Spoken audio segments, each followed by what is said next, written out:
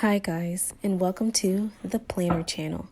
Today I'm going to be showing you how to use an any day agenda book to plan out your day. If you're new here, good, because so am I.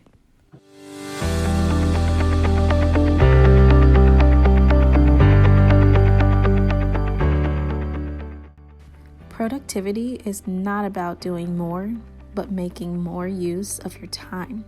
In other words, it's about being more effective.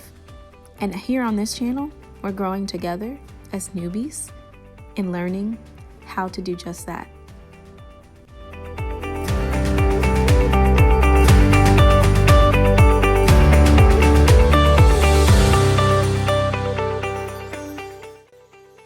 I love to incorporate colored pencils when I'm creating my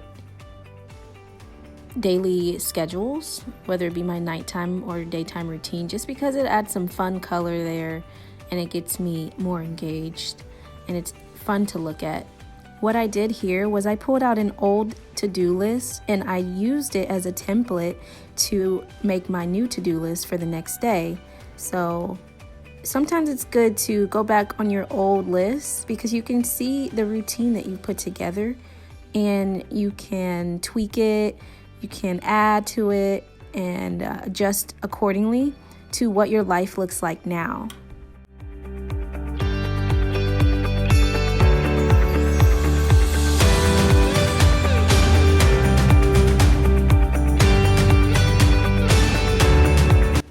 A really good pro tip that I have is to give yourself space to organize and plan out what you want to do. It's important to have like a desk that you can sit at, or even if you do it on your bed or in a closet, just somewhere where you can call your planning space.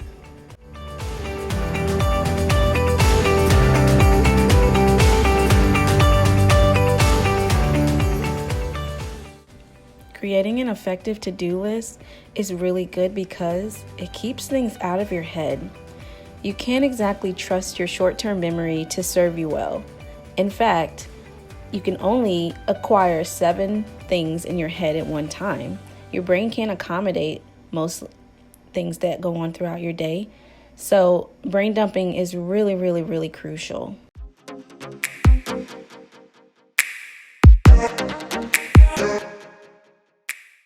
So what I'm doing now is highlighting the most important things that I would like to accomplish on my list. These are usually the non-negotiables, the things that you must get done for the day. It just helps if you highlight them because it helps them to stand out. And then once you've crossed them off, you can move on to the less pressing tasks.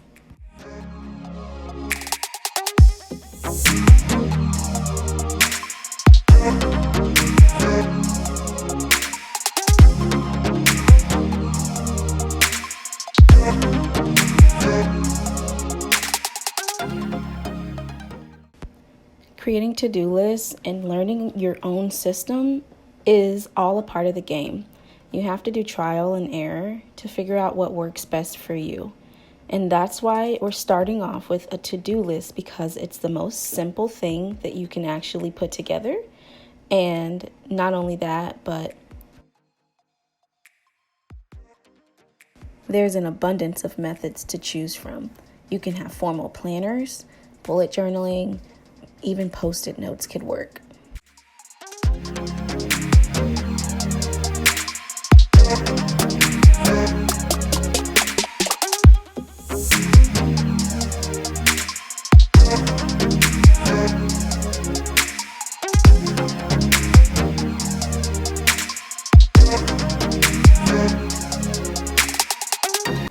Another intermediate technique is to batch tasks together, which means similar items or tasks that need to be done.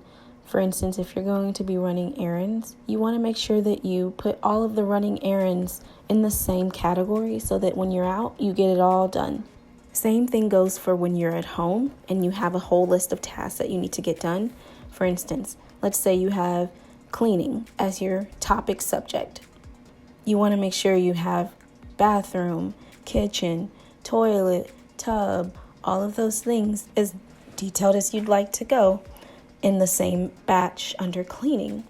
And if you have work tasks to get done, you want to make sure that all of your work tasks are batched in the same time frame.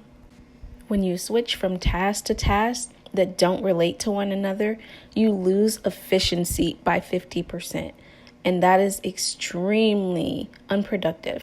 Batching usually comes naturally, but for those of us that get sidetracked, like myself, it's important to be intentional with your tasks and which ones you group together.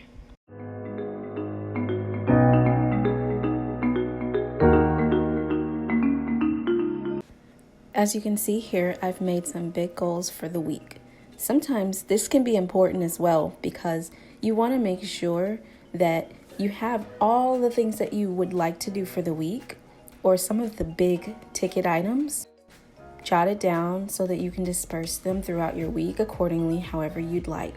It takes the pressure off to get it done on a certain day. However, it does provide foreground for you to subconsciously think where I can fit this into my schedule.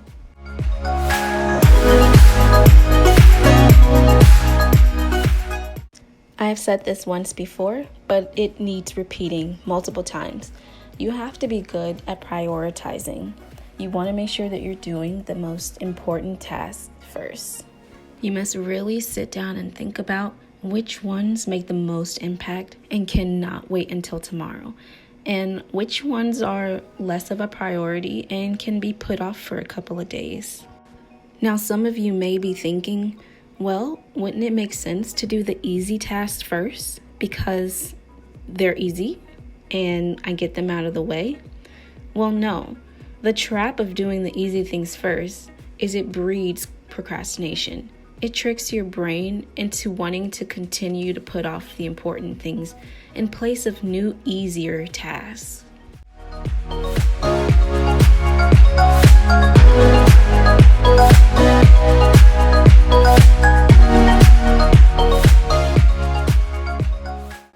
Another monumental pro tip that I have is to process your inbox regularly. That means checking in and processing emails or physically sorting through your work files.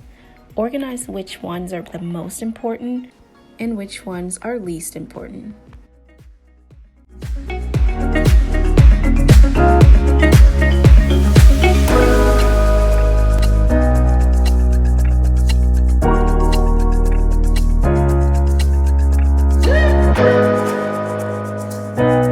Sometimes scheduling a time to set your plans can be very, very important as well.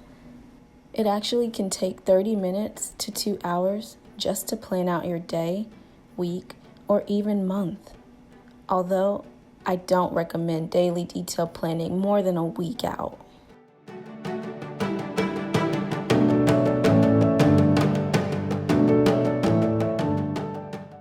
And now I'm just crossing off different things on my list as I get them done.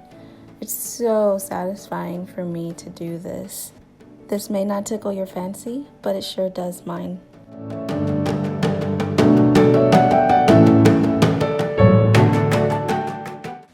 It's all a learning journey, and as beginners, it's nice because we don't have the pressure of being perfect. And planning is such a personal thing, and there are so many ways that you can go about it. So please do not get frustrated if you do not check off everything on your list. Just add it to the next day. No biggie. You should be proud of yourself for coming this far.